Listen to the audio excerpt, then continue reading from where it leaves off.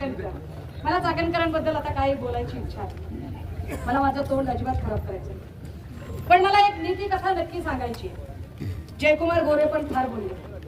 दादा हो, एक नीती कथा आहे बरं का. नीती कथा काय म्हणते का, एका गावात एक बाई होती. बाई म्हणे खूप पापी होती. बाईने खूप पाप केलं होतं. आता एवढी पापी बाई होती की गावाने ठरवलं की या बाईला आपल्या गावातलं हुसकावून लावायचं. बाई जात नव्हती.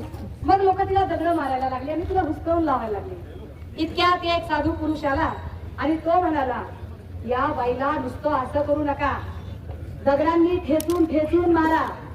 काय करा, या बाईला दगडाने ठेचून ठेचून मारा. पण एक आहे, पहिला दगड त्यानं उचला जो स्वतः चारित्र्यवान आहे, जो स्वतः शीलवान आहे.